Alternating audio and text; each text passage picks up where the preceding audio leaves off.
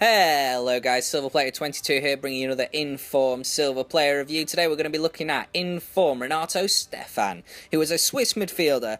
He plays on the left-hand side in his Inform version, but he originally was a right midfield. He plays for FC Basel. That's a little bit controversial because he's only just moved from Young Boys, and obviously there's a bit of a rivalry there. So this guy's sort of controversial all day long. He's got some interesting stats that we're going to have a look at. I don't really know a great deal about this guy in real life. I've sort of had a little look around at news items and stuff, but a lot of it sort of relates to the fact that he has swapped. I think there is a bit of a buzz around him, and I think the idea of him going to FC Basel is he's hoping that some of the bigger European clubs might be able to, have a better chance to see him if he is at Basel. Obviously, Basel's probably the best Swiss club at the moment. Well, let's look at his card stats. He's got 80 pace, 78 dribbling, 80 shooting, 70 passing, 56 physical, and 35 defending. He cost me 78 grand, and his work rates are very interesting. I'll come back to that in a moment. He has some really, really cool mental and physical stats. He has 81 athletic positioning, 81 acceleration, 83 dribbling, 83 agility, 86 balance, 87 jumping, which is quite random. He has some really, really decent shot power and volleys. Like, again, it's another random stat. I don't know whether he's just something he's known for in real life or something, but something disappointing is the fact that now that he's moved from a right mid, his left foot, obviously, he's not going to be able to cut in and shoot. He has 3-star weak foot, 3-star skill moves, and he's got a high defensive work rate. Like, what's that about? I tried him as a left mid, a left wing, and a left forward. And I'm not going to lie to you, this guy, some matches I thought he was excellent, and some matches I thought he was very, very poor.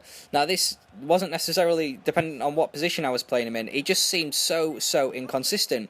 I couldn't really work out what sort of a player he was meant to be. Like, his crossing was fantastic, so that's something I'd really give him. His work rate, his stamina, all those sort of things were really, really good. But as far as, like, finishing, long shots, tackling, all that sort of stuff, he was just like, I couldn't really work out whether he was good or bad. I played with him for about 12 games in the end, and I still couldn't really get a feel for whether I liked this guy a lot. Like, all I can say was he didn't add a huge amount to the team, even when he was playing fantastic. So, and I think probably fantastic's a bit strong. I think it's important to say that work rate is irritating because he doesn't push up as much as I'd like to for a sort of left winger or a left forward. But then also, I don't think he's good enough at defending to be that sort of defensive-minded left midfielder. You can see his positives and his negatives here. I haven't included dribbling because I felt like his dribbling was usable, but nothing spectacular. It wasn't bad, it wasn't good, so I just really don't feel like it was a negative or a positive.